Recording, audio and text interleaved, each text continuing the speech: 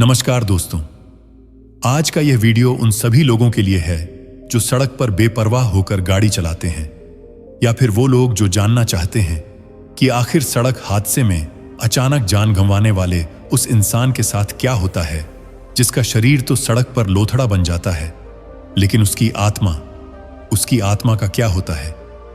दोस्तों, इस वीडियो को अंत तक जरूर सुनना, क्योंकि आज मैं आपको गरुड़ पुराण के उन पन्नों तक ले चलूंगा जहां यमराज का वो सच लिखा है जिसे सुनकर बड़े बड़े सूरमाओं के भी पसीने छूट जाते हैं। यह कोई कहानी नहीं, यह वो कड़वा सच है जिससे हम सब मुंह मोड़ लेते हैं। तो चलिए शुरू करते हैं उस अंतिम यात्रा का आंखों देखा हाल। कल्पना कीजिए, एक नौजवान लड़का अपनी नई बाइक पर सवार है, कानों में हवा की साएं साएं है, रफ्तार का नशा है। उसे लगता है कि पूरी दुनिया उसकी मुट्ठी में है। सामने से एक भारी भरकम ट्रक आ रहा है, या शायद कोई बस। एक पल की चूक, एक सेकंड की लापरवाही, और धड़ाम, एक जोरदार आवाज, टायरों की चीख, और फिर सब शांत। सड़क पर खून फैलने लगता है, भीड़ जमा हो जाती है, लोग मोबाइल निकालकर वीडियो बनाने लगते हैं, पुलिस आती है। लेकिन उस भीड़ के बीच, उस कुचले हुए शरीर के ठीक बगल में एक अदृश्य साया खड़ा होता है। वो साया उसी लड़के का है। जी हां, गरुड़ पुराण कहता है कि अकाल मृत्यु यानी एक्सीडेंट में मरने वाले को पता ही नहीं चलता कि वो मर चुका है। शास्त्रों में लिखा है कि मौत के वक्त 1000 बिच्छुओं के एक साथ धंसने जैसी पीड़ा होती है, लेकिन जब कोई ट्रक के नीचे आता है तो उसकी हड्डियां, मांस और मज्जा जिस तरह से चकनाचूर होते हैं, उस वक्त आत्मा को जो झटका लगता है उसका बयान शब्दों में नहीं हो सकता। आत्मा अपने ही शरीर को देखती है। वो देखती है कि उसका हेलमेट दूर पड़ा है, उसका सिर फट चुका है। वो चिल्लाती है, अरे भाई मुझे उठाओ, मैं यहां हूं, मुझे घर जाना है, मां इंतजार कर रही होगी। लेकिन कोई उसकी आवाज नहीं सुनता। वो पुलिस वाले के कंधे पर हाथ रखती है, पर उसका हाथ आर पार हो जाता है। ये वो पल है जब उसे एहसास होता है कि खेल खत्म हो चुका है। उसका शरीर जिसे वो इतना सजाता संवारता था, अब वो मिट्टी हो चुका है। अब शुरू होता है असली खेल। गरुड़ पुराण बताता है कि एक्सीडेंट में मरने वाला व्यक्ति अकाल मृत्यु को प्राप्त होता है। इसकी सजा और इसका न्याय सामान्य मौत से बिल्कुल अलग और भयानक होता है। सामान्य मौत में तो यमदूत आते हैं और प्राण निकालकर ले जाते हैं, लेकिन एक्सीडेंट में मरने वाले की जीने की इच्छा अभी बाकी थी, उसकी उम्र बाकी थी, इसलिए उसे तुरंत ऊपर यमलोक में एंट्री नहीं मिलती। अगले कुछ घंटे उस आत्मा के लिए नरक से बदतर होते हैं। वो अपने ही पोस्टमार्टम को देखती है, वो अपनी ही लाश को चीरते हुए देखती है। दर्द उसे नहीं होता, पर अपनी देह की दुर्दशा देखकर वो रोती है। फिर उसे घर लाया जाता है। वो अपनी पत्नी को रोते हुए देखता है, अपने बूढ़े बाप को जमीन पर पछाड़ खाते देखता है। वो कोशिश करता है उनके आंसू पोंछने की, पर वो हवा है, बस एक हवा का झोंका। गरुड़ पुराण के अनुसार 13 दिनों तक वो आत्मा अपने घर की छत पर, दरवाजों के पीछे और अपने कमरे में ही भटकती रहती है। उसे भयानक भूख लगती है, ऐसी भूख कि मानो पेट में आग जल रही हो। उसे प्यास लगती है, पर वो पानी नहीं पी सकता। वो अपने ही घर में रखा पानी और खाना देखता है, पर उसे छू नहीं सकता। यही वजह है दोस्तों कि हम 13वीं करते हैं, पिंडदान करते हैं। वो जो जौ के आटे का पिंड हम देते हैं, उसी से उस आत्मा का एक वायु शरीर या यातना शरीर बनता है। अगर ये ना किया जाए तो वो आत्मा प्रेत बनकर उसी घर में, उसी सड़क पर या उसी पेड़ पर उल्टा लटक कर सदियों तक रोती रहती है। आपने सुना होगा कि जहां एक्सीडेंट होते हैं वहां अक्सर और एक्सीडेंट होते हैं। वो यही अतृप्त आत्माएं होती हैं जो अपने दर्द के मारे दूसरों को भी खींचती हैं। लेकिन असली कहानी तो 13वें दिन के बाद शुरू होती है। जब घर वाले रस्में पूरी कर लेते हैं, तब आते हैं यमराज के दूत। और सुनिए, ये वो सौम्य दूत नहीं होते जो पुण्य आत्माओं को लेने आते हैं। ये होते हैं कालदूत, काले, भयानक, जिनके बाल ऊपर को उठे होते हैं, आंखें अंगारों जैसी लाल और हाथों में लोहे के पाश यानी रस्सियां। वो उस आत्मा को ऐसे बांधते हैं जैसे कोई अपराधी को बांधता है। चल, तेरा वक्त पूरा हुआ, वो गरजते हैं। आत्मा गिड़गिड़ाती है, मुझे मेरे बच्चों के पास रहने दो। लेकिन यमदूत उसे घसीटते हुए ले जाते हैं। अब उसे चलना है 86,000 योजन, यानी लाखों किलोमीटर का सफर, और वो भी नंगे पैर। जरा सोचिए, वो पैर जिन्होंने कभी मखमली जूतों के बिना जमीन नहीं छुई थी, अब उन्हें तपती हुई बालू पर चलना पड़ता है। गरुड़ पुराण में इस रास्ते का जो वर्णन है वो रोंगटे खड़े कर देता है। वहां कोई पेड़ नहीं है जिसकी छाया मिल सके। ऊपर से 12 सूर्य एक साथ आग बरसाते हैं। जमीन पर कहीं कांटे बिछे हैं तो कहीं उस्तरे की धार जैसे पत्थर। आत्मा पानी पानी चिल्लाती है, लेकिन वहां पानी की जगह मिलता है खौलता हुआ तेल या पीप। यमदूत उसे रुकने नहीं देते। वो पीछे से कोड़े मारते हैं, तेज चल। जब गाड़ी 100 की स्पीड पर भगा रहा था तब तो बड़ा मजा आ रहा था, अब चल।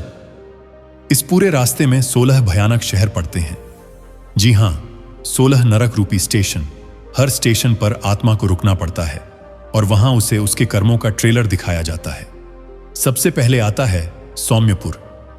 नाम सौम्य है पर जगह नहीं। यहां पुष्यभद्रा नदी बहती है। यहां यमदूत आत्मा को रोकते हैं। आत्मा अपने परिवार को याद करके रोती है। अगर उसके बेटों ने धरती पर मासिक श्राद्ध किया हो तो उसे यहां थोड़ा खाना पानी मिल जाता है, नहीं तो उसे अपनी ही उंगलियां चबानी पड़ती हैं।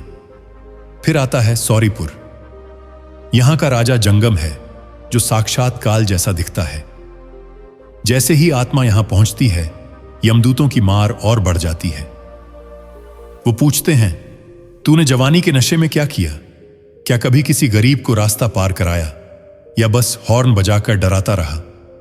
आगे बढ़ते बढ़ते आता है नगेंद्र भवन। यहां के जंगल बड़े अजीब हैं। पेड़ों के पत्ते हरे नहीं हैं, वो तलवार की धार जैसे हैं। आत्मा जब वहां से गुजरती है तो ये पत्ते उसके शरीर को चीर देते हैं। वो लहूलुहान होकर गिरती है।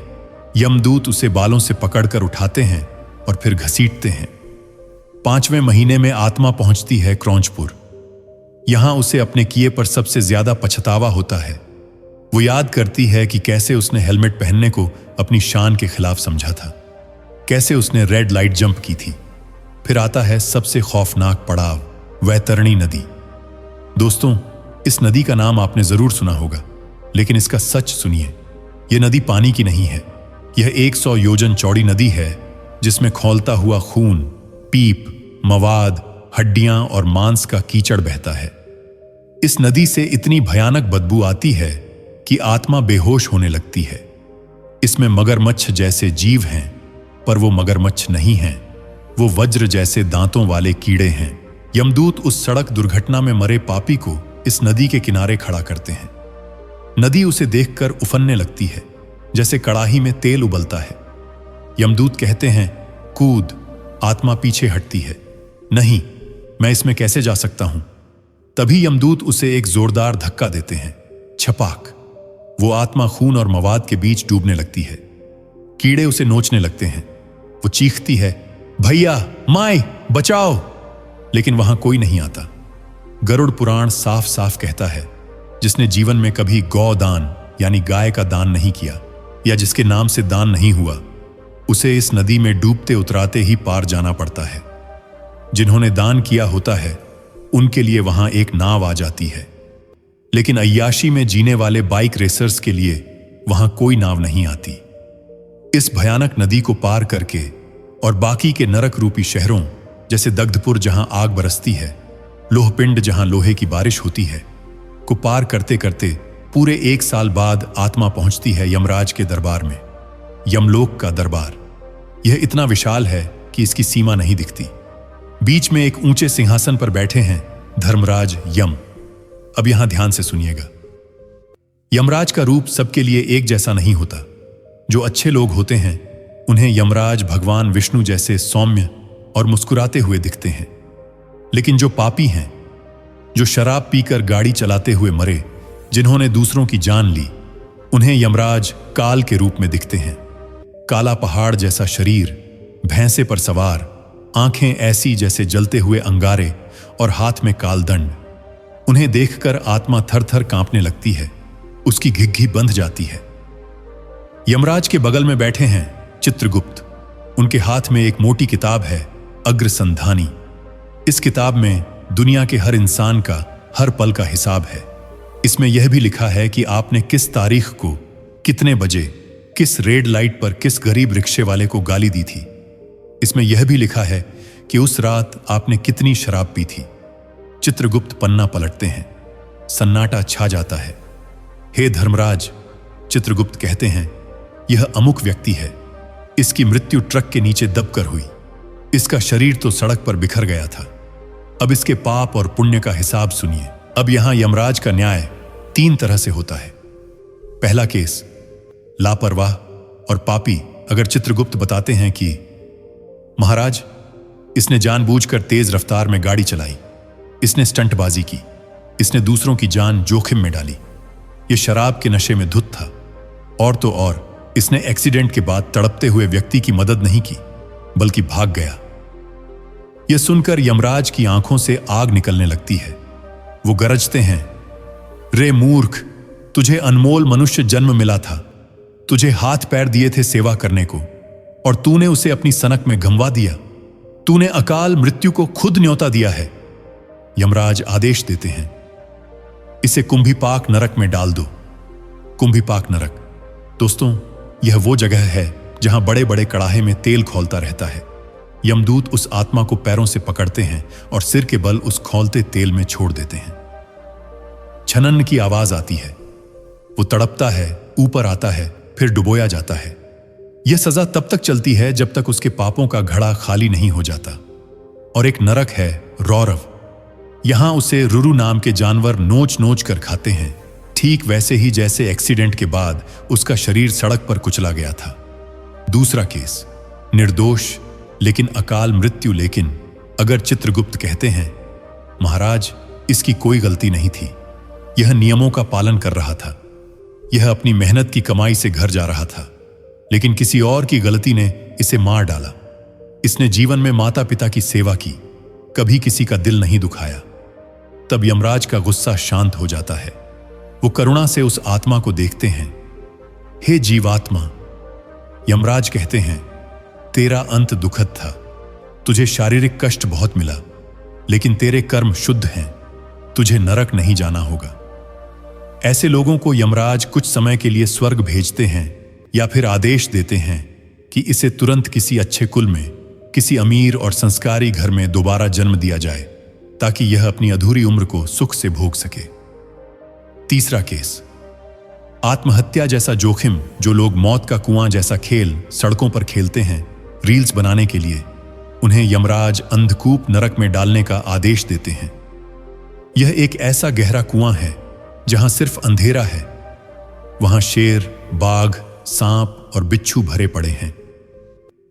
आत्मा वहां भागती है, गिरती है, कटती है, पर उसे मौत दोबारा नहीं आती। वो बस दर्द सहती रहती है। दोस्तों, गरुड़ पुराण यह भी बताता है कि अकाल मृत्यु वालों के लिए अगर उनके परिवार वाले धरती पर नारायण बलि की पूजा न कराएं तो उनकी मुक्ति लगभग नामुमकिन होती है। वो प्रेत बनकर उसी हाईवे पर, उसी मोड़ पर भटकते रहते हैं। आपने कई बार सुना होगा कि किसी खास जगह पर बार बार एक्सीडेंट होते हैं और लोग कहते हैं वहां कोई साया है। वो साया इन्हीं अतृप्त आत्माओं का होता है जो मुक्ति की भीख मांग रही होती हैं। यमराज का न्याय बहुत सख्त है।